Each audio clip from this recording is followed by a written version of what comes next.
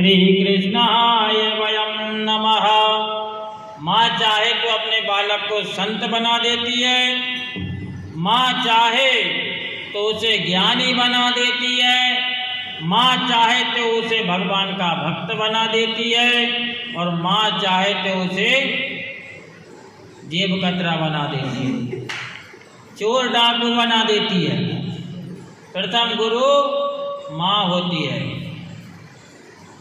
कहीं कथा कर रहा था, एक बार कथा चल रही थी, देखा सबसे आगे कथा में जो बालक बैठा था बड़े प्रेम से कथा सुनता। हम कथा सुनाते समय इतनी जानकारी तो रखते हैं कि कौन प्रेम से कथा सुन रहा है, कौन नहीं सुन रहा है, ये तो चेहरे से ही जानकारी हो जाती है। तो बालक कक्षा 8वीं का छात्र था, 12 वर्ष का बच्चा बड़े प्रेम से भगवान की कथा सुने। उसकी याददाश्त इतनी तेज, जो कथा में दिन में सुनाओ, जो कथा में दिन में सुनाए, रात में व्यास जी को पूरी कथा सुना दे, पूरी याद हो जाए। आपने आज से ये प्रसंग बताया कि महाराज आपने कथा में ये भागवत में ये कथा सुनाई, ये बात बताई, इतना जिज्ञासु हमें आश्चर्य हुआ, व्यास जी महाराज को आश्चर्य हुआ। देखा उसकी दादी जी तो झोंका लेती ही रहती थी, उसके जहाँ तो उसकी दादी आती थी कथा सुनने, बस सोती रहती थी, झोंका लेती रहती थी, लेकिन वो बड़े प्रेम से कथा सुनता था। जैसे आप सभी लोग कथा सुन रहे हैं बड़े ध्यान से, ऐसे ही वे कथा सुनते थे बड़े ध्यान से, मन लगा के। छठे दिन की कथा का विश्राम होने के बाद व्यास जी ने उस बच्चे से पूछा, व्यास जी ने उस बच्चे की दादी से जो कहा, ये बालक आपके घर कोई संत जन्म लेकर आया है, ये बालक कोई बहुत बड़ा संत बनेगा, योगी बनेगा, ये मनीषी आया है तुम्हारे घर जन्म लेकर। जानते हैं उस बच्चे की दादी जी ने क्या कहा? बोली, व्यास जी महाराज, ठाकुर जी मेरा पोता माला लेकर आपकी कथा में बैठता है, आपकी कथा इतनी प्रेम से सुनता है। महाराज मैं कथा तो नहीं सुनती, बस इस पोते को देखती रहती हूँ, मुझे डर लगता है कहीं ये बाबा जी ना हो जाए। इतनी भक्ति करता है भगवान की, कहीं ये बाबा जी नहीं बन जाए, संत नहीं बन जाए। मेरा ध्यान तो बस इसी बात पे लगा रहता है। माता चिंता तो करो, चिंता तो ये करो कि कहीं ये बालक चोर ना बन जाए, लुटेरा ना बन जाए। तुम्हें चिंता इस बात की होना चाहिए, भगवान का भक्त बनना, संत बनना तो बहुत अच्छी बात है, कहीं डाकू ना बन जाए। संत बनना तुमने मजाक समझ रखा है, महात्मा होना तुमसे हंसी खेल समझ रखा है। हे माता, व्यास जी ने कहा, कोई पीले कपड़े पहनने से महात्मा नहीं बन जाता, राख रमाने वाला, लपेटने वाला महात्मा नहीं होता। महात्मा तो एक संस्कृति का नाम है, जिसने क्रोध को जीत लिया, अपनी गुस्सा पर कंट्रोल कर लिया, काम को जीत लिया और सबसे प्रेम करता हो, जो हमेशा सबकी भलाई चाहता हो। ऐसा व्यक्ति यदि वो पैंट भी पहने, चाहे धोती पहने, तो भी महात्मा है। धोती कुर्ता भी पहनता है तो भी वह महात्मा है। गोरा है तो भी महात्मा है, काला है तो भी महात्मा है, देसी है तो भी महात्मा है, और विदेशी है तो भी महात्मा है। महात्मा किसी पीले, लाल, हरे रंग का नाम नहीं होता। ऐसे महात्मा बने तो 50 पैसे में महात्मा बन सकते हैं। 50 पैसे का जोगिया रंग 50 पैसे की पुड़िया में रंग के पीले कपड़े पहनकर महात्मा बन जाए। महात्मा तो एक संस्कृति का नाम है। ये क्यों सोचती हो मैया कि ये महात्मा हो जाएगा? कहने का भाव ये है, माँ चाहे तो बच्चे को कुछ भी बना सकती है। इसलिए माँ को चाहिए बच्चे का जन्म हो जब से ही सुंदर संस्कार डाले, अच्छे संस्कार डाले। माता पिता के पैर पड़ना सिखाए, भगवान की पूजन करना सिखाए। और आज के समय पे तो छोटे छोटे मोड़मोड़ी जो 2 महीना के भी हो रहा है वे मोबाइल देख कर ही दूध पिए हैं। जब तक वहीं सोते रहेंगे चुस्की से, और बिना मोबाइल के कोई भी नहीं चल रहा है। जितना हो सके मोबाइल बच्चों को कम देना चाहिए और अपने कम चलाना चाहिए।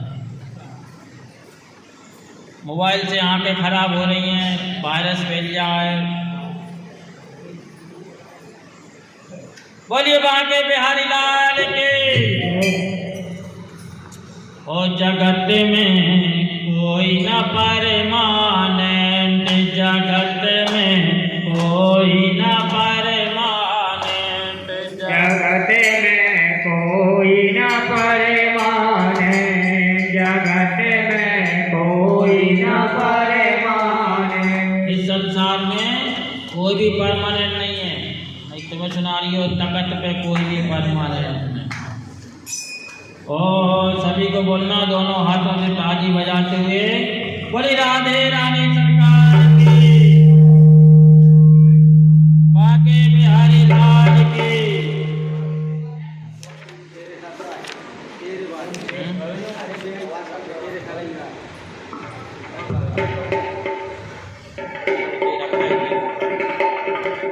जाके बाजू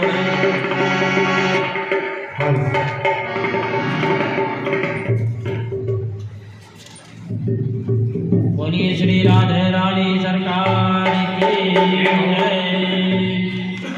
और जगत में कोई न परमानेंट, जगत में कोई न परमानेंट, जगत में कोई न परमानेंट, जगत में कोई न परमानेंट, जगत में कोई न परमानेंट, जगत में। ओ तेरे चमेली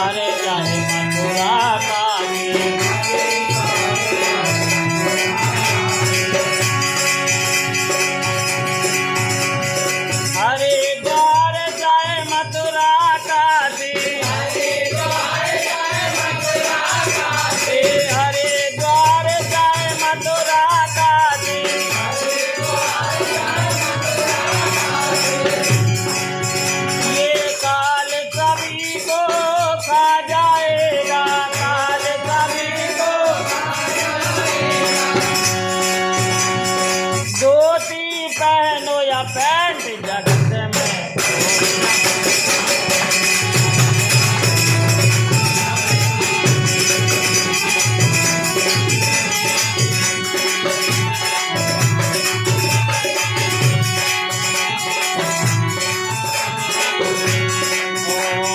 राधे राधे जप चले आएंगे बिहारी राधे राधे जप चले आएंगे बिहारी आएंगे बिहारी चले आएंगे बिहारी आएंगे बिहारी चले आएंगे बिहारी राधे राधे जप चले आएंगे बिहारी राधे राधे जप चले आएंगे बिहारी ओ राधा मेरी चंदा चकोर है बिहारी राधा मेरी चंदा चकोर है बिहारी राधा राधे राधे राधे राधे जप चले आएंगे बिहारी राधे राधे जप चले आएंगे बिहारी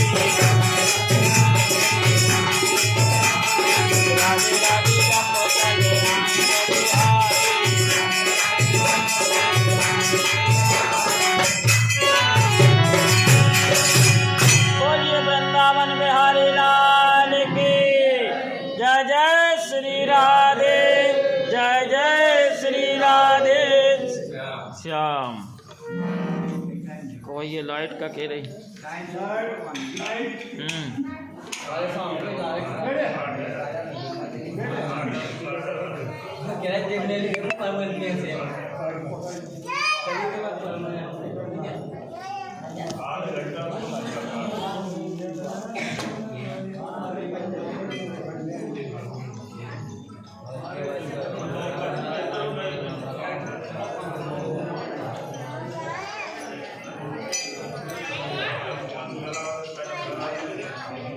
तो माता सुनीति के जो बालक हुए ध्रुव, तो कहीं भी कथा हो भागवत हो तो वो अपने साथ में गोद में बैठाकर ले जाती थी। माता सुनीति जहाँ कहीं सत्संग में जाती, नन्हे से बालक ध्रुव को गोद में लेकर जाती। और आजकल की माता नहीं ला बाल गोपाल ला है डर का मार नहीं ला, परेशान करे वो लोग वहाँ जाकर गेट ला है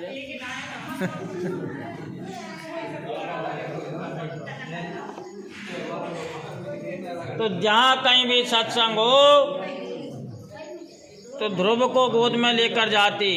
एक बात कहें, कथा में बच्चों को जरूर साथ लेकर आना चाहिए। सुनते सुनते उनमें धीरे धीरे संस्कार आ जाते हैं, अच्छे विचार उनके होते हैं। और जब भी माता सुनीति संतों को प्रणाम करते, ध्रुव से कहते, बेटा तुम भी प्रणाम करो। जब ध्रुव महाराज 4 वर्ष के हो गए, एक बार संत ने सुनीति से कहा, बेटी तुम बहुत सेवा करती हो, हम तुम्हारी सेवा से बहुत प्रसन्न हैं। आज वरदान मांगो, क्या मांगना, क्या चाहिए, जो मांगोगी तुम्हें वह वरदान मिलेगा। सुनीति बोली, क्या मांगूं बाबा, मेरी कोई भी कामना नहीं है। वर देना है तो केवल एक वर दो, बस आप संतों का सत्संग हमेशा मुझे और मेरे बच्चों को मिलता रहे। संतों का सत्संग मिल जाए, इससे बड़ा वरदान और क्या होगा। संतों ने कहा, नहीं बेटी, कुछ तो तुम्हें मांगना ही पड़ेगा। मैं मांगने को कहता हूँ। माता सुनीति ने कहा, तो बाबा एक बार तुम हमें दे दो। मेरी सौत है सुरुचि, उसके विवाह को 4 वर्ष हो गए हैं, उसके अभी तक बालक नहीं हुआ। आप ऐसा आशीर्वाद करें कि उसके घर पर भी एक पुत्र हो जाए, कि जो मेरी सौत है सुरुचि उसके भी एक पुत्र हो जाए। उस महात्मा ने कहा, बेटी, जिस रानी की वजह से राजा ने तुम्हारे को त्याग दिया, तुम्हारी जैसी साध्वी पत्नी का अपमान किया, उस नारी के पुत्र की कामना करती हो, तुम जरूर पुत्र होगा उसे, क्योंकि तुमने कहा है बेटी, तुम्हारा पुत्र यशस्वी बनेगा, तपस्वी बनेगा, तेजस्वी बनेगा। एकदा सुरुचि पुत्रम काम रूप्य तालयन उत्तमम नारु चक्षन्तु ध्रुवम राजा भ्यंदत। एक दिन अपनी पत्नी सुरुचि के पुत्र को गोद में लेकर राजा उत्तानपाद बैठे थे। महाराज उत्तानपाद बैठे थे। सुरुचि के पुत्र का नाम था उत्तम। उत्तानपाद कहते हैं जीव को, और मैं उत्तानपाद हूँ, आप भी उत्तानपाद हैं, हम सब उत्तानपाद हम सब उत्तानपाद हैं। उत्तानपाद का संस्कृत में अर्थ होता है जीव। हम सब एक जीव है। तुम कौन सा उत्तानपाद समझ रहे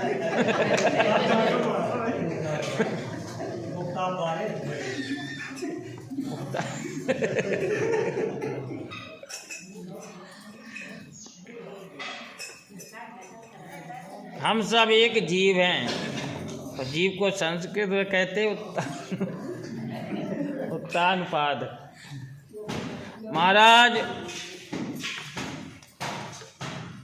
अपने बालक को गोद में लेकर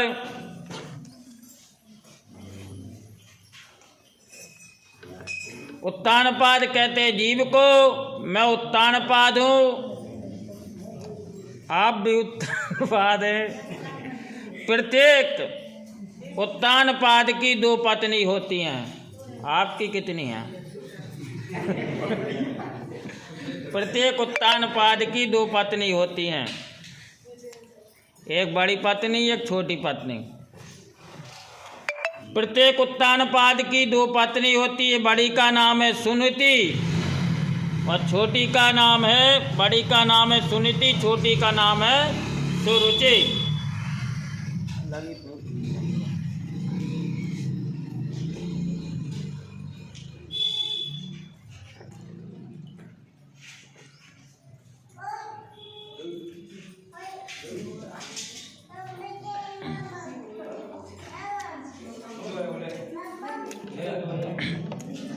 सभी की 2 पत्नी होती हैं, एक छोटी सुरुचि, बड़ी होती है सुनीति।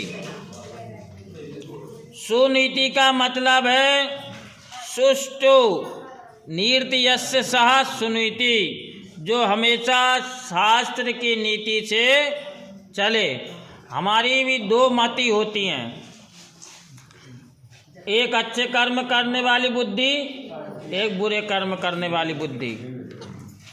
जो हमेशा शास्त्र की नीति पर चले उसे कहते सुनीति। और सुरुचि का अर्थ होता है स्वस्य रुचिर्मस्य सा सुरुचि, मन में जो आएगा वो कर लिया, मन जो मांगे वही करने की इच्छा ही सुरुचि है। जहाँ सुनीति होगी वहाँ ध्रुव का प्रादुर्भाव होगा। पिता की गोद में चढ़ने बालक ध्रुव गया और पिताजी पिताजी कहकर गोद में चढ़ने को तैयार हुआ। पिता ने ध्रुव को गोद में लेने के लिए हाथ बढ़ाए, लेकिन राजा ने ध्रुव जी को गोद में लेने को जैसे ही हाथ बढ़ाए, छोटी माता ने मना कर दिया। छोटी पत्नी सुरुचि ने मना कर दिया कि ये बालक सुनीति का है, इस बालक को तुम नहीं उठाओगे, तुम केवल मेरे ही बालक को गोद में लोगे। माता ने मना कर दी, इसलिए गोद में वह नहीं ले पा रहे हैं। इनके मंच पर चढ़ने का तुझे अधिकार नहीं है। सुरुचि ने कहा, ध्रुव, तुम्हें पिता के पास आने का अधिकार नहीं है। जैसे ही ध्रुव जी पिता की गोद में चढ़ने को तैयार हुए, छोटी माता ने डांट लगा दी। ध्रुव महाराज जबरदस्ती अपने पिता की गोद में बैठने के लिए जाते और छोटी माता सुरुचि ने डांट लगा दी कि इस मंच पर तुम्हें चढ़ने का अधिकार नहीं है। ध्रुव जी रोने लगे, उनकी आंखों से आंसू बहने लगे। ध्रुव जी ने पूछा, मैया मेरी क्या गलती है? मैं क्यों नहीं पिता की गोद में बैठ सकता? मेरा छोटा भाई उत्तम ही पिता की गोद में क्यों बैठ सकता है? ये क्या मेरे पिताजी नहीं है? सुरुचि ने डांट कर बोली, ध्रुव, ये तुम्हारे पिताजी तो हैं, लेकिन मैं तुम्हारी माता नहीं हूँ। इस मंच पर बैठने के लिए इनका पिता होना जितना आवश्यक है, उससे ज़्यादा मेरा माँ होना आवश्यक है। ध्रुव, तुमने मेरी कोख से जन्म नहीं लिया, इसलिए तुम्हें बिल्कुल भी अधिकार नहीं है अपने पिता की गोद में बैठने का। उससे ज़्यादा मेरा माँ होना आवश्यक है। क्या समझाऊँ तुम्हें? बालोसिबत नात्म मन स्त्री गर्भस्य संव्रतम नूनम वेद भवान यस्य दुर्लभे ये मनोरथा। दूसरी स्त्री के गर्भ से तूने जन्म लिया है। इस मंच पर बैठने का तुम्हारा कोई अधिकार नहीं है। इस गद्दी पर तुम्हारा कोई अधिकार नहीं है। और ज़्यादा इस मंच पर अधिकार करना चाहते हो तो ध्रुव, पहले तुम जंगल में जाओ, तपस्या करो, नारायण की समाधि लगाओ, नारायण की उपासना करो। नारायण जब तुमसे कहे तुम वरदान में मांगो। वरदान में कहना कि भगवान मुझे ऐसा वर दे दो कि मैं माता सुरुचि के गर्भ में चला जाऊं और सुरुचि के गर्भ से जन्म ले लूं। नारायण की दिव्य कृपा से जब तुम मेरे गर्भ में आओगे, मेरे गर्भ से तुम जन्म लोगे, उसके बाद इस मंच पर बैठने का अधिकार तुम्हें प्राप्त होगा। इससे पहले नहीं। ध्रुव जी वहीं पर खड़े खड़े रोने लगे, अपनी माँ को याद करने लगे, पुकारने लगे। ध्रुव जी तो देखते ही रह गए। उनकी आंखों से, मुख से कुछ वाणी नहीं निकलती और अपनी माता के बाणों से आहत हो गए, जैसे उनकी वाणी तीर के समान लगी हो। 5 वर्ष के ध्रुव के वह बात पूरी हृदय में जाकर चुभ गई और अपनी माँ सुनीति की गोद में जाकर ध्रुव महाराज बैठ गए। जैसे सोते हुए सर्प के कोई डंडे से प्रहार कर देता है, सोते हुए सांप को कोई डंडा मार देता है, सर्प भूल नहीं सकता, वैसे ही ध्रुव जी जोर जोर से सांस लेने लगे। जोर जोर से श्वास पर श्वास चल रहे हैं और दौड़े दौड़े अपनी माता सुनीति की गोद में जाकर बैठ गए। आचार्य श्री सुखदेव जी कहते हैं, परीक्षित, माता सुरुचि ने केवल ध्रुव जी का अपमान नहीं किया, बल्कि भगवान का भी अपमान कर दिया है। हम कथा क्यों करते हैं, सत्संग क्यों करते हैं, प्रवचन क्यों सुनते हैं? इसलिए कि गर्भ में आने जाने का चक्कर छूट जाए, बार बार जन्म लेना, मरना ये छूट जाए, इसलिए हम भगवान की कथा सुनते हैं।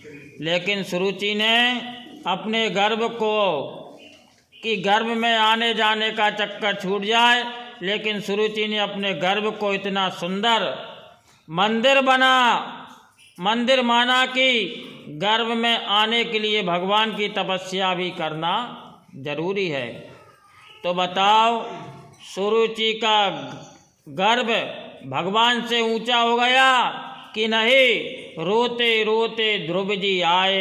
माँ सुनीति ने दौड़कर अपने हाथों से छाती से अपने पुत्र को लगा लिया। बोले बेटा क्या बात है, क्या हुआ, बस तुम रो क्यों रहे हो, क्या हुआ, तुम्हारे पिता ने कुछ कहा, माता सुरुचि ने कुछ कहा, बोलते क्यों नहीं बेटा। बालक ध्रुव ने उसके गले में से आवाज़ नहीं निकली, रोने लगे, लंबी लंबी सांस ले रहे हैं और अपनी माँ की ओर देखा कि माँ आप मेरी माँ कहलाने योग्य नहीं है। हे माँ तुम मेरी माँ कहलाने योग्य नहीं हो। क्या आपके गर्भ से जन्म लेकर मैंने बहुत बड़ी गलती की है? फिर ऐसे कौन से सद्गुण विद्यमान है या तुम में ऐसे कौन से अवगुण है कि हे माता कि मुझे पिता अपनी गोद में नहीं बिठाल रहे हैं, मुझे पिता का लाड़ प्यार नहीं मिल रहा, मुझे जवाब दो माँ। माता सुरुचि में जो है वो आप में नहीं। किन सद्गुणों के अभिमान की वजह से सुरुचि ने आपका अपमान किया है? वास्तव में यदि मैं आपका पुत्र हूँ तो माता सुरुचि के एक एक शब्द का बदला लेकर मानूंगा। सुरुचि ने ऐसा क्यों किया? माता सुनीति ने तुरंत ध्रुव के मुंह बंद कर दिया। बोली नहीं बेटा ऐसा नहीं बोलते, वो तुम्हारी माँ है। महामंगलम तात परेश मुंसता भोक्ते जनो यत परा दुख स्तत। बेटा कभी किसी प्राणी के अमंगल की कामना मत करो। सुरुचि का बुरा हो नहीं कर उत्तान पाद है कोई।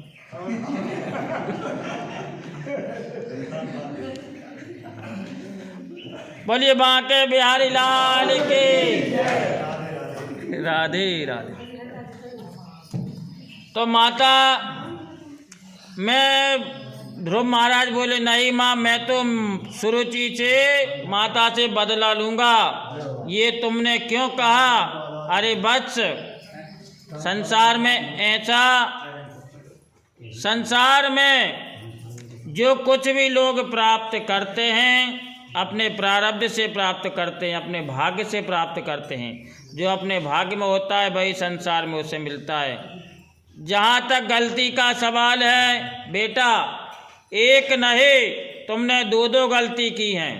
पहली गलती तो तुमने ये की तुम मनुष्य बने, तुम्हारा कर्म तो एकदम देवताओं के समान है।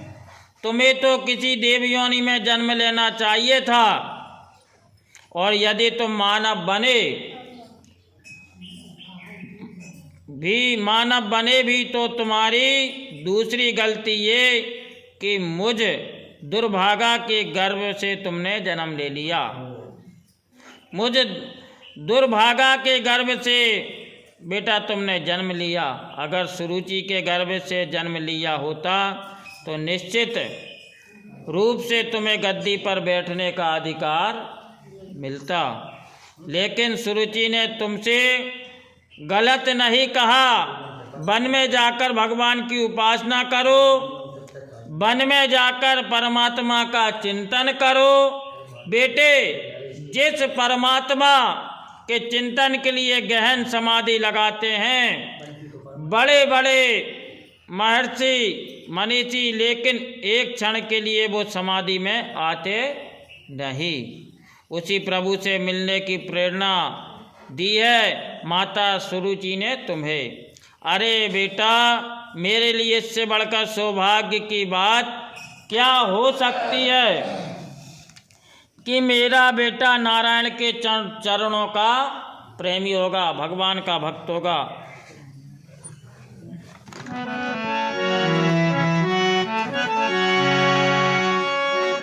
पुत्रवती ओ बेटी जग कोई, पुत्रवती ओ बेटी जग कोई।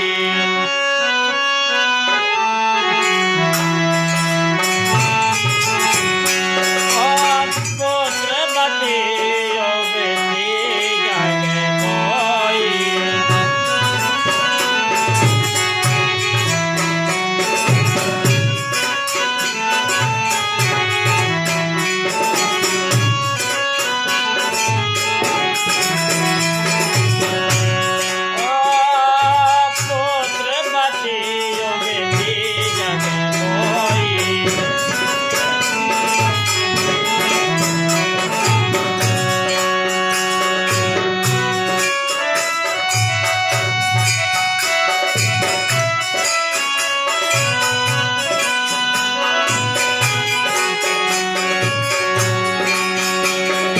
रघुपति जात जात सुत होई,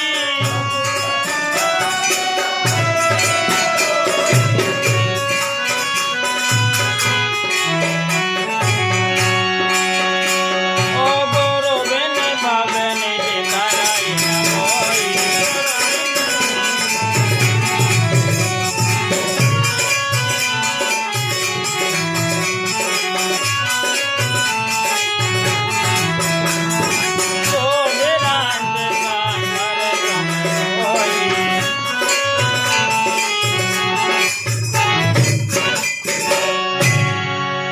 बोलिए श्रीमद् भागवत महापुराण की। सबसे ध्यान से कथा विवाही सुन रही होते हुए पूछिए, आवाज आ रही होते आवाज? हाँ हाँ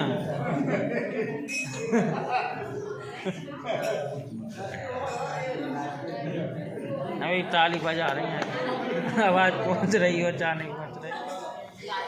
बोलिए बांके बिहारी लाल की, ध्रुव महाराज की, उत्तानपाद महाराज की। कॉपीराइट है।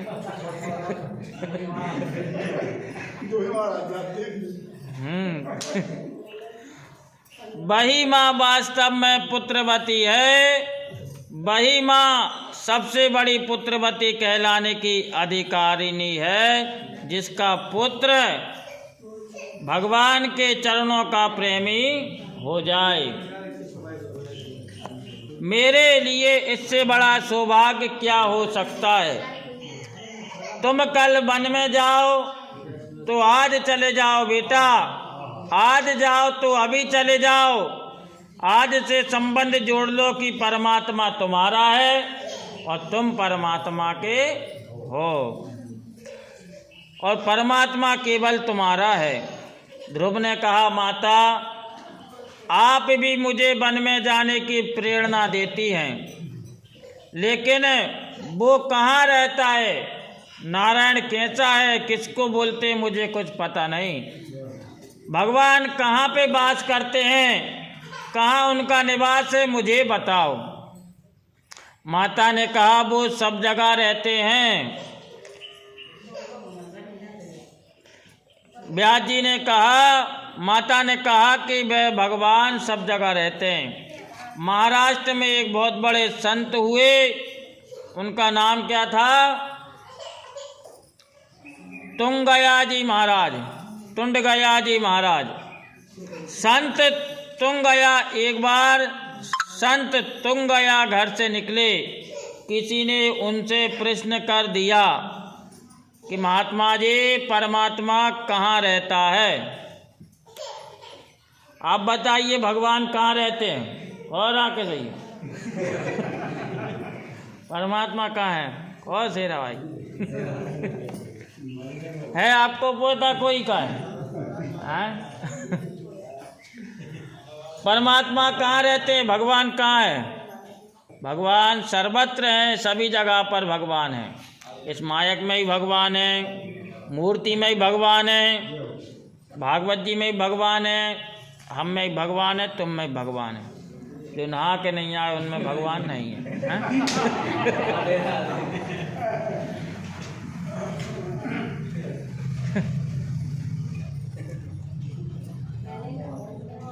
तो भगवान उनसे प्रश्न किया कि भगवान कहाँ है।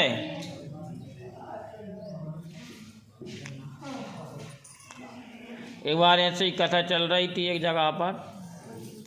अब वो 4-5 दिन हो गए भागवत जी होते होते, एक माता राम आ बेचारी चश्मा लगा के सियानी, अभी आगे बैठ जा। एक दिन एक और अम्मा आ गई कथा सुने। अब लाइट माइट है नहीं के कश लफड़ होगा। तो मायक में तेज तेज चिल्ला के ब्यास जी बढ़िया सुंदर कथा सुना रहे थे। कथा सुनाते सुनाते अब अम्मा देख के केवल डरते डरते गुरु जी की तरफ देखती रहे। महाराज जी ने पूछ ही लिया आखिर को माता राम तुम इतनी गुस्सा में हमें कौन देख रही हैं। कहला बेटा, कहला तुम्हें भागवत जी अच्छी लग रही का। कहला भागवत जी की जगह भागवत जी कल से मेरा बकरा चिल्ला रहा था। वो बकरा चिल्लाते चिल्लाते बंद वही भर गया। वो ऐसे डर लग रहा था ऐसे नहीं जो मोड़ा बेचारा गिर जा। बोलिए बांके बिहारी लाल के। तो उन महात्मा जी से पूछा कि महात्मा जी परमात्मा कहाँ रहते हैं। देख जे लिया बच्चे को संस्कार दे। हाँ नहीं सब लाभ कर।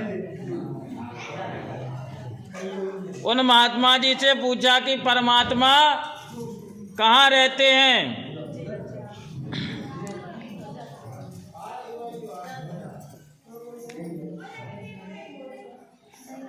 तो उन्होंने उत्तर दिया कि भगवान सभी जगह पर हैं, भगवान सर्वत्र निवास है, हर देश में, हर वेश में, हर जगह।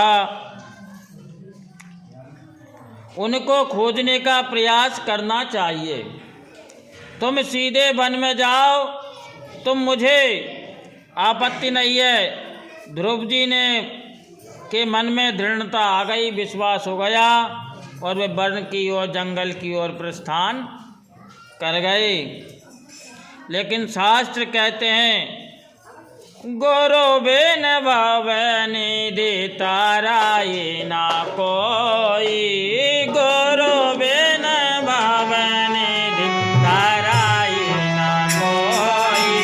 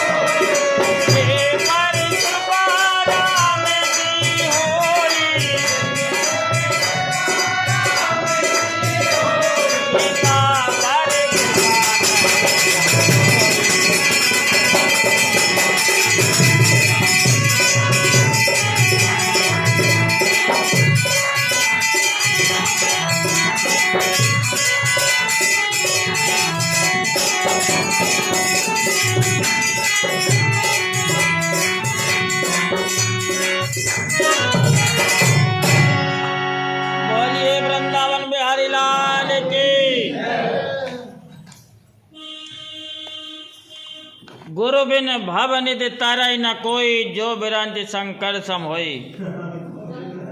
बिना गुरु के कोई भव से पार नहीं हो सकता, और बिना सत्संग के आपको ज्ञान की प्राप्ति भी नहीं होगी। जब तक आप संत महात्माओं के साथ संगत नहीं करेंगे, भगवान की कथा को नहीं सुनेंगे, तो आपको पता ही नहीं चलेगा कि भक्ति करने से क्या होता है, भगवान कैसे होते हैं, और हमें ये मनुष्य जीवन किस लिए मिला है। जब तक आपको ये पता नहीं है कि हमें मनुष्य जीवन किस लिए मिला है, ये मनुष्य जीवन जो है भगवान का दिया हुआ प्रसाद है। मनुष्य जीवन इसलिए मिलता है कि हमारा मोक्ष हो जाए, बार बार जन्म लेने से मरने से हम बच जाएं। आप इस योनि में अच्छे बुरे कर्म करोगे तो इस हिसाब से आपको पुनः दूसरी योनि में जन्म लेना पड़ेगा, और बिना गुरु के कोई भव से पार नहीं हो सकता। ब्रह्मा और शंकर के समान भी कोई ऐश्वर्यशाली है, तो भी गुरु श्रेष्ठ नहीं मिला तो परमात्मा नहीं मिल सकते।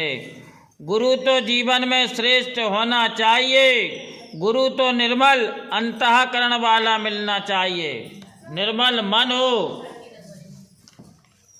गा कहते हैं अंधकार को, रू कहते हैं प्रकाश को। गुरु बनाओ जान के और पानी पियो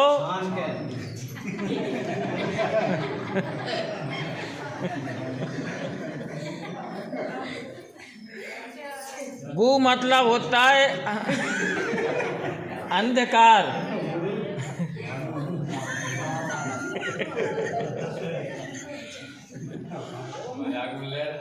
जो अंधकार से निकाल के हमें प्रकाश में डाल दे, रू यानी प्रकाश, गुरु।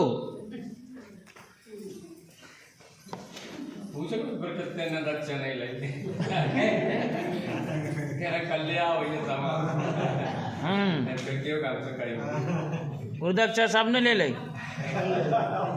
नहीं ली आपने, ले ली आप तो नहीं जेत परेशान कर लिया गुरुदक्षा देवी दाई तो।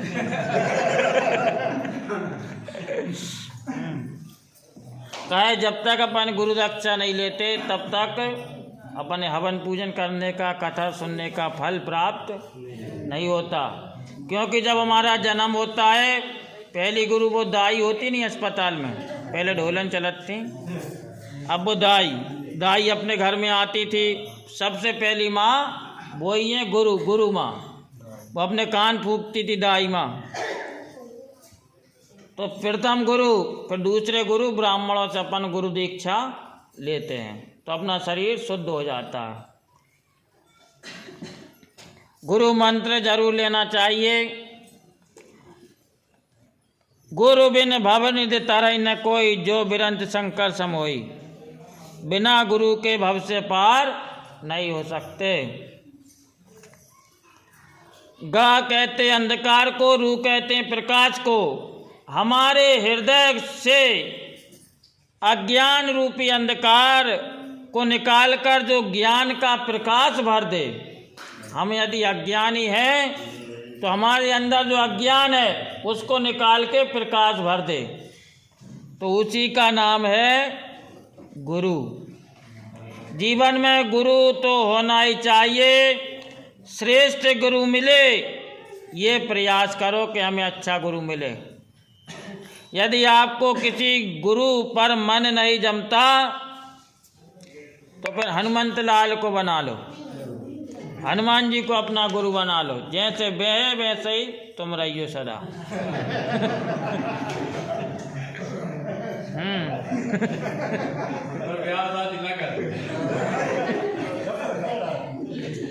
हनुमान जी को अपना गुरु बना लो। हनुमान जी आपको राम से मिला देंगे, शादी नहीं करोगे तो। हनुमान जी आपको राम से मिला देंगे। ध्रुव जी महाराज ने अपने मन में संकल्प किया कि क्या करूं, मेरा कोई गुरु नहीं है और हनुमान जी से बड़ा कोई भक्त नहीं है, क्योंकि जहाँ भी कथा चलती है हनुमान जी महाराज सबसे पहले वहाँ पे आ जाते हैं। और हम सब के बीच में भी हनुमान जी महाराज बैठे हुए हैं। हम कहते हैं नहीं कि अरे कथा कितनी बार सुने, रात दिन तो टीवी पर कथा आ रही है, भगवान की कथा कितनी बार सुने, रायसेन में सुन ली, बनगमा में सुन ली, पेमत में, परसोरा में। और हनुमान जी महाराज ने तो कई बार कथा सुन ली, जिसके बाद भी भगवान कथा सुनने आते हैं। जितनी बार आप कथा सुनोगे उससे ज़्यादा आपको भगवान की प्राप्ति होती जाएगी। तो हनुमान जी महाराज भी हम सब के बीच में बैठे हैं। जिनने हनुमान जी महाराज की जोर से जयकारा नहीं लगाई, हनुमान जी महाराज जहाँ से उठा के नलका न फेंक देंगे। बोलो हनुमान जी महाराज के, हनुमान जी महाराज के। हाँ, वैसे सस्ते में देव तो ले ले। बोली बात।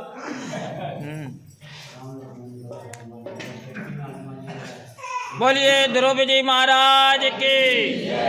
तो ध्रुव जी महाराज ने मन में संकल्प किया कि मैं अब क्या करूं, मेरे तो कोई गुरु है ही नहीं, बिना गुरु मुझे मार्ग कौन बताए, बिना गुरु परमात्मा से मिलने को कौन कहे। मन में भावना जगी, उनके मन में बहुत क्लेश भी हुआ, लेकिन मन में संकल्प श्रेष्ठ हुआ।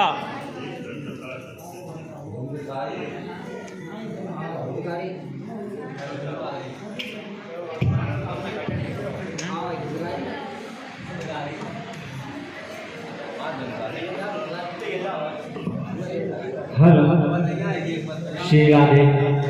हेलो,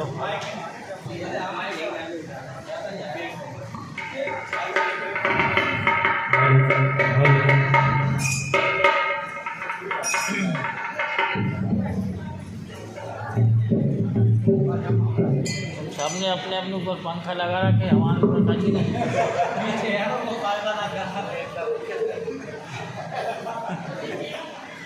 एक छोटा पंखा लगी है कल। हाँ,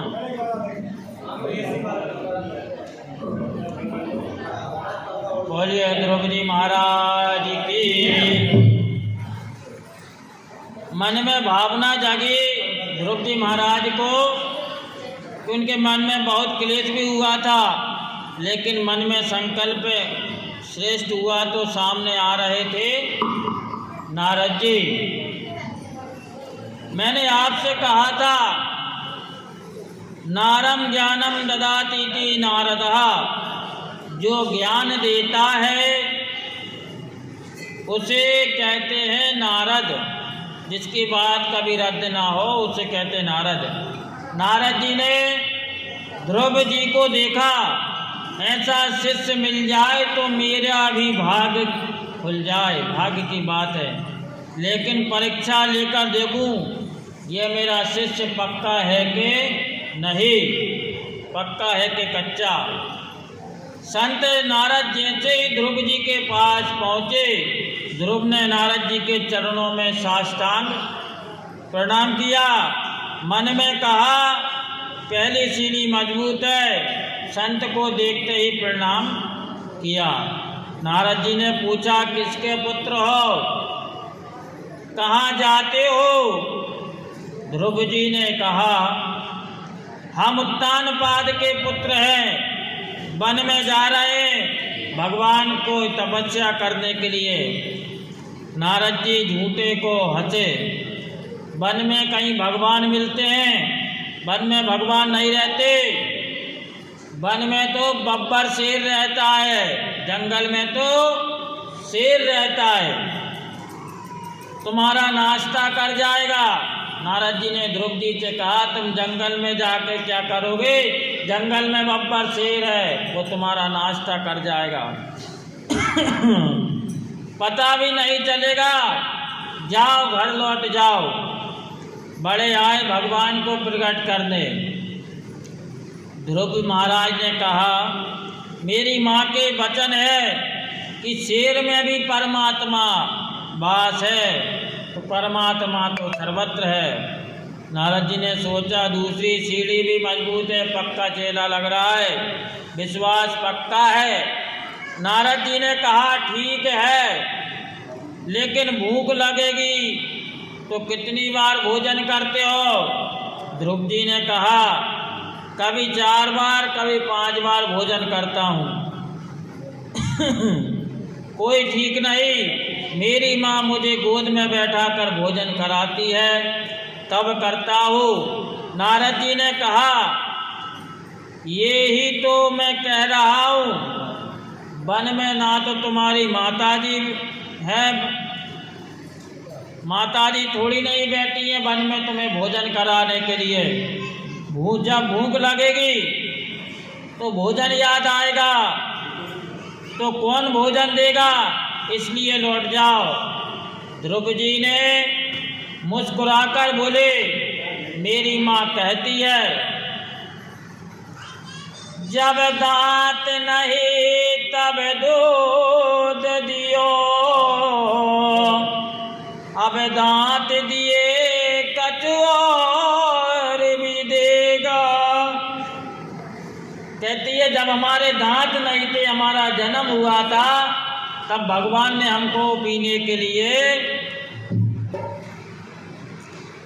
मेरी माँ कहती है जब तक बालक जन्म लेता है तो उसके दांत नहीं होते, उसके लिए भगवान दूध की व्यवस्था परमात्मा करता है।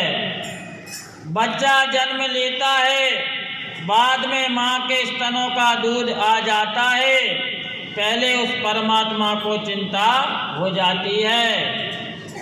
हमसे पहले हमारे परमात्मा को चिंता रहती है हमारी। जब दांत नहीं थे तो दूध दिया, अब दांत दिए हैं तो अन्न भी देगा। जब भगवान ने हमें दांत दिए हैं तो वह अन्न की व्यवस्था भी करेंगे। लेकिन आप नारद जी नहीं हो सकते, क्योंकि मेरी माँ कहती है एक बार जिसको नारद मिल जाए तो उसको भगवान से मिलाकर मानते हैं। आप कैसे नारद हैं? मुझे घर लौटने को कह रहे हो, मालूम होते हो। नारद जी ने दौड़कर ध्रुव जी को गले लगा लिया और कहा बेटा मेरी बात तो सुनो, मैं ही नारद हूँ। ध्रुव जी बोले नहीं, आप नारद जी नहीं हो सकते। नारद जी का हृदय भर आया। बेटा तुम्हारी मैं परीक्षा ले रहा था, बस आनंद की बात है तुम मेरी परीक्षा में पास हो गए। ऐसा छोटा सा बालक, ऐसी निष्ठा, भगवान के चरणों में इतना प्रेम, मुझे बहुत प्रसन्नता है। वन में तुम्हें जाना ही चाहिए, लेकिन तुमने कोई गुरु नहीं बनाया। ध्रुव जी बोले आपसे बड़ा गुरु कौन बनेगा? मुझे क्षमा करें, क्रोध में आकर पता नहीं मैंने क्या क्या तुमसे कह दिया। नारद जी ने ध्रुव के कान में एक गुरु मंत्र दिया। कहा बेटा सीधे वन में जाओ, वृंदावन की बगल में एक सुंदर जगह है, इस वन में जाओ जो वृंदावन है। वृंदावन के बगल में बहुत ही सुंदर जगह है। गदगद हो रहे हैं संत नारद। नारद मुस्कुराते भी हैं, नेत्रों से आंसू भी झर रहे हैं। मुस्कुरा तो इसलिए रहे कि मुझे ऐसा सुपात्र शिष्य मिल गया, और रोते इसलिए कि हे गोविंद यदि इसको दर्शन नहीं दिए तो मेरी बात मिट्टी में मिल जाएगी। इसलिए नारद जी ने कहा यदि तुम्हें गोविंद को प्राप्त करना है तो पहले मन को जीतना। मन को जीतना है तो पहले रसना को जीतना, और रसना जीतना है तो मधुवन में जाकर यमुना जी में स्नान करना और जीभ पर काबू पाना है। तो धीरे धीरे जीव को वश में करना। बेटा फल खाकर भजन करना, पत्ते खाकर भजन करना। मुझे विश्वास है तुम्हें गोविंद अवश्य मिलेंगे। इतिहास पुराण आदि वेद शास्त्र विधिम बिना केवल हेतु की भक्ति, रूपात्म केवल हम। बोलिए वृंदावन बिहारी लाल की।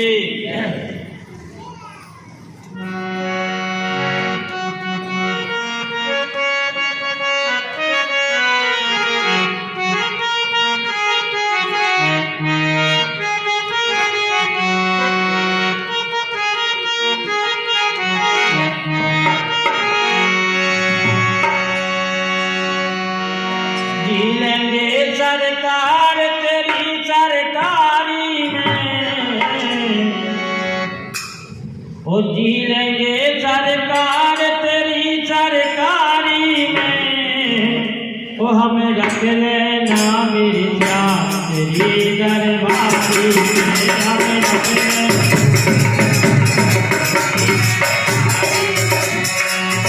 हमें रख लेना मेरी जान तेरी दरबारी में, हमें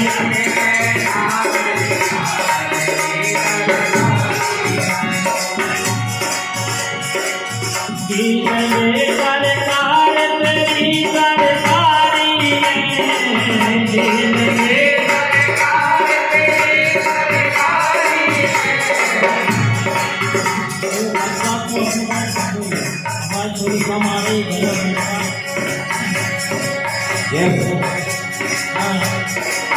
जीलेंगे सरकार तेरी सरकारी में,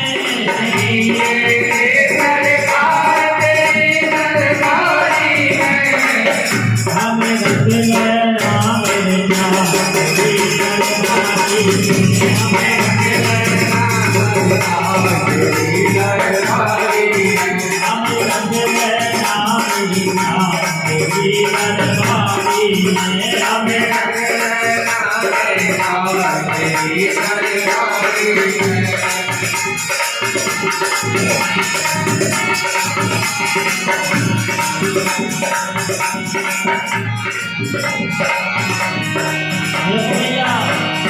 भगवान के भजनों में नहीं नाचना, उसके चौरासी लाख योनि में नाचना पड़ता है। जिंदगी की इच्छा हो बिना शर्म करे बिना डरे भगवान के भजनों का आनंद लेते हुए नाचते भी रहें। कोई शर्म की बात नहीं है। अपने बच्चों की बारात में तो खूब नचते हैं, हम भगवान की बारात भजन में भी थोड़ी थोड़ी नचते हैं। इनको शर्म की कोई बात नहीं है। जिनका मन हो रहा भगवान के भजनों में नच लो, भगवान की कृपा बरसती रहेगी। हमें रख लेना मेरी जान तेरी दरबारी में, हमें रख लेना मेरी जान तेरी दरबारी में, हमें रख लेना मेरी जान तेरी दरबारी में, हमें रख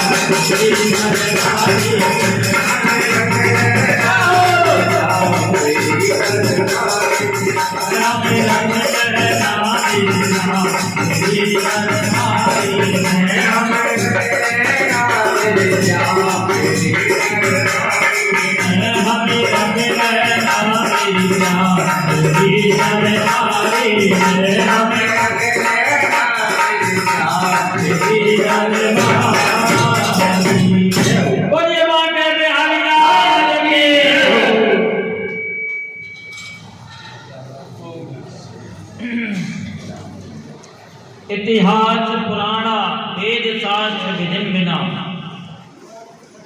तो ध्रुव जी महाराज प्रार्थना कर रहे हैं, भगवान हमें आपके दरबार में रख लो, आपकी हमेशा सेवा करेंगे, भक्ति करेंगे। ध्रुव जी महाराज बड़े प्रेम के साथ भगवान की भक्ति में लग गए। ध्रुव जी ने आकर यमुना जी में स्नान किया, स्नान करके आचमन किया। एकांत जगह पर एकांत जगह देखकर बड़ के वृक्ष के नीचे खड़े हो गए और भगवान श्री हरि का भजन करने लगे। ओम नमो भगवते वासुदेवाय,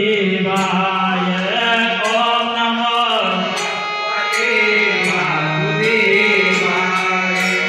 ओम नमो भगवते वासुदेवाय, ओम नमो ओम नमो भगवते वासुदेवाय।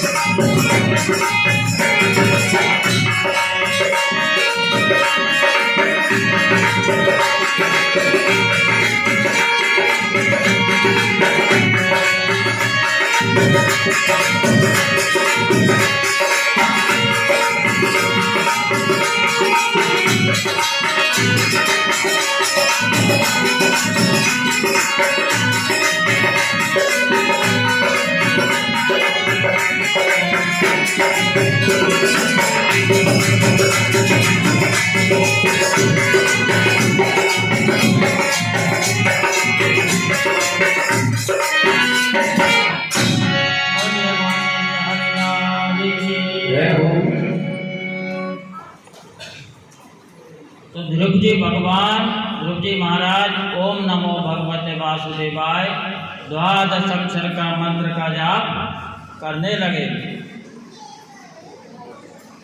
ध्रुव जी के भजन का दूसरा एक महीना समाप्त हुआ, दूसरा महीना शुरू हुआ। 6 दिन तक बिल्कुल कुछ नहीं खाते। 6वें दिन शाम को केवल पत्ते तोड़कर ध्रुव महाराज खा लेते, फल भी नहीं खाते। ओम नमो भगवते वासुदेवाय का निरंतर जाप ध्रुव जी महाराज करते रहे। त्रिरांते त्रिरांते त्रिरात्रांते त्रित्रांते प्राप्ते कपित्ते बदरासनः अमात्रवृत्तेन सुराणेन माचम नित्येचरम हरिम। अखंड भजन चल रहा है ध्रुव महाराज का। ध्रुव जी के भजन का तीसरा महीना प्रारंभ हुआ।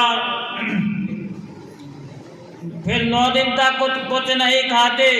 9वें दिन केवल पानी पीकर रह जाते। उनकी तपस्या का चौथा महीना आरंभ हुआ। फिर ध्रुव जी महाराज ने 12 दिन तक कुछ भी नहीं खाया। 12वें दिन केवल जो हवा चलती है उसका आहार लेकर तपस्या निरंतर करते रहे। ध्रुव जी के भजन का जब 5वां महीना शुरू हुआ तो अपने श्वास को रोक लिया। ध्रुव महाराज ने अपने श्वास को रोक दिया। धीरे धीरे ब्रह्मरंध्र में जाकर जैसे सांस रुके, धीरे धीरे वह ब्रह्मरंध्र में जाकर सांस रुक गई। यहाँ पे जहाँ पर अपना तालुआ होता है वहाँ पे ब्रह्मरंध्र बोलते हैं, वहाँ पे जाके सांस रुक गई। प्राण अवरुद्ध हो गया। एकदम पूरे संसार में सन्नाटा छा गया। इतनी कठोर तपस्या करी ध्रुव महाराज ने। 5 वर्ष की आयु में पूरा संसार को जहाँ पे तहाँ रुक गया। हवा चलना बंद हो गई। भगवान सूर्य की गति रुक गई, नदियों में पानी बहना बंद हो गया। जो व्यक्ति जहाँ पे खड़ा है वहीं पे स्थगित हो गया, रुक गया। ध्रुव जी के हृदय में नारायण का प्रकट हो गया। एक पैर से ध्रुव जी महाराज खड़े हैं। ध्रुव जी ने जैसे ही अपने श्वास को रोका, प्राणवायु को रोका, जितने भी देवता हैं सबका प्राण वहीं के वहीं रुक गए। सब देवता घबराए हुए ब्रह्मा जी के पास दौड़े दौड़े आए।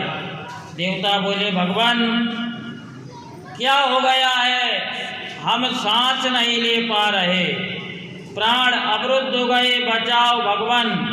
ब्रह्मा जी बोले, यही हाल हमारा हो रहा है, हम तुम्हारी रक्षा कहाँ से करें, मुझे भी कष्ट हो रहा है श्वास लेने में।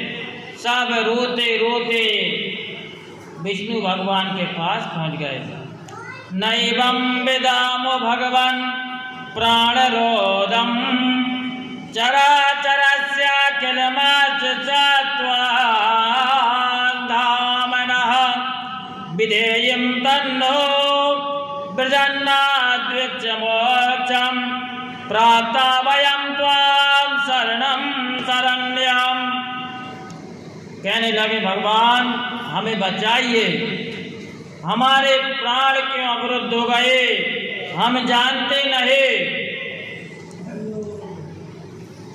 भगवान ने कहा, देवताओं डरो मत, मेरा एक छोटा सा नन्हा सा भक्त है, मेरी समाधि में है, वो इतना ध्यानस्थ हो गया, इतना ध्यान मग्न हो गया कि उसका प्राण अवरुद्ध हो गए। अभी जाकर मैं उसे दर्शन देता हूँ, आपका श्वास चलने लग जाएगा। भगवान ने गरुण जी को तैयार किया कि हे गरुण जल्दी चलो ध्रुव के पास में, ध्रुव को दर्शन देने जाना है। ना ही भागवत में लिखा है भगवान ध्रुव जी का दर्शन करने जा रहे हैं, बल्कि स्वयं भगवान उस भक्त के दर्शन करने जा रहे हैं, ध्रुव के। यदि वो वहां पे नहीं जाए तो संसार का वहीं पे नाश हो जाएगा, संसार का वहीं पे प्रलय हो जाएगा, विहीन हो जाएगा। तो भगवान ध्रुव के दर्शन करने जा रहे हैं। मधुवन में, जो वृंदावन में मधुवन है, मधुवन में ध्रुव जी को देखने जा रहे हैं और दिखाने नहीं, लेकिन जो झांकी ध्रुव जी के हृदय में थी, जिस पर ध्रुव जी का मन केंद्रित था। एक पैर से ध्रुव जी खड़े थे, संसार का कुछ भी भान नहीं था, कुछ भी ध्यान नहीं था, निवृत्ति हो गई। अब वही झांकी ध्रुव जी के आंखों के सामने खड़ी हो गई। आंखों के सामने जैसे ही वो झांकी जो ध्रुव महाराज के हृदय में थी वो सामने खड़ी हो गई। ध्रुव जी घबराए और हड़बड़ाकर आंखें खोलकर देखा, भाई नारायण भगवान सामने खड़े हैं। नारायण भगवान की, लक्ष्मी नारायण भगवान की, लक्ष्मी नारायण नारायण नारायण, लक्ष्मी नारायण नारायण, लक्ष्मी नारायण नारायण नारायण, लक्ष्मी नारायण नारायण नारायण, भजमन नारायण नारायण नारायण, नारायण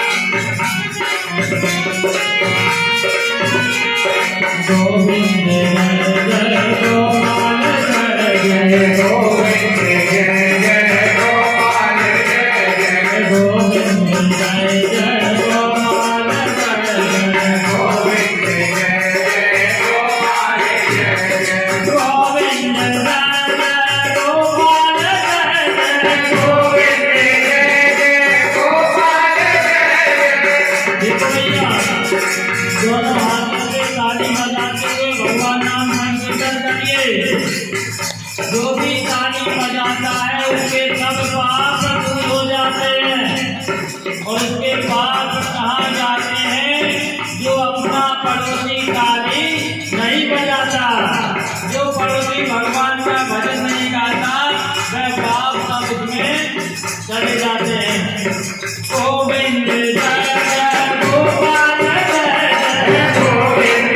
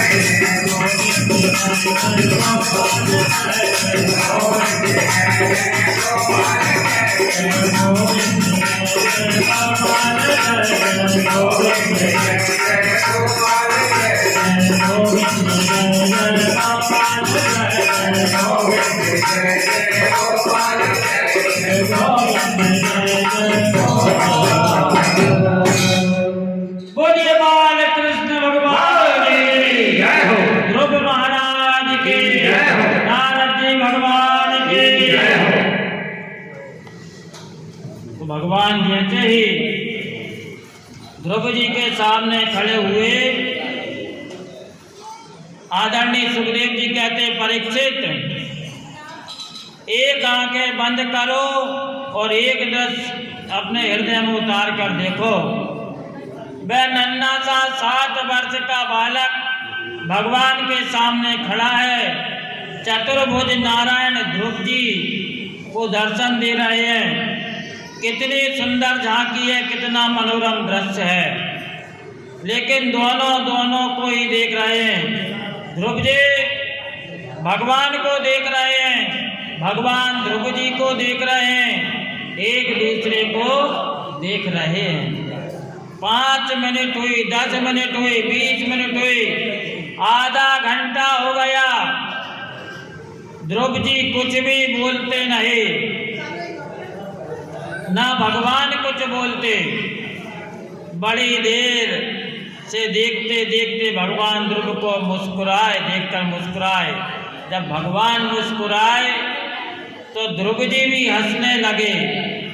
इन दोनों की हंसी को देखकर आकाश देवता भी हंसने लगे, फूलों की वर्षा करने लगे। इन तीनों की हंसी को देखकर आचार्य सुखदेव महाराज भी हंसने लगे। चारों ओर हंसी को देखकर राजा परीक्षित भी हंसने लगे और हम सब भी हंसने लगे। बोलिए मां के प्यारे लाल की जय। सभी भगवान लक्ष्मी नारायण और ध्रुव जी को इस चरित्र को देखकर हंसने लगे। और जो नैमिषारण्य में भागवत कथा हो रही है, वहाँ पे हजारों संत बैठे हुए हैं, वे सब हंसने लगे। परीक्षित जी बोले, भगवान प्रभु बड़े दयालु हैं, कृपालु हैं, इसलिए हंसे। देखो मेरे इस भोले भंडारी नन्हे से भक्त को इतनी देर से इसके सामने खड़ा हूँ, कुछ बोलता नहीं, कुछ कहता नहीं। ध्रुव जी इसलिए हंस रहे हैं कि क्या बोलूं, बोलूं क्या, मुझे कुछ बोलना आता ही नहीं, क्या बोलूं। देवता हंस रहे हैं कि ऐसा मौका हमें मिलता तो हम मांगने की लंबी सूची पहले ही बना लेते, हमें क्या मांगना है। सुखदेव जी इसलिए हंस रहे हैं, जब गोविंद मिल गया तो मांगोगे क्या। परीक्षित इसलिए हंस रहे हैं, कितनी कृपा की आपने, कथा के माध्यम से उस झांकी का दर्शन हमें भी करा दिया। हजारों संत इसलिए हंस रहे हैं, परीक्षित तुम धन्य हो, तुम्हें सुखदेव जैसा वक्ता मिला जिसने प्रत्यक्ष भागवत के माध्यम से नारायण का तुम्हें दर्शन कर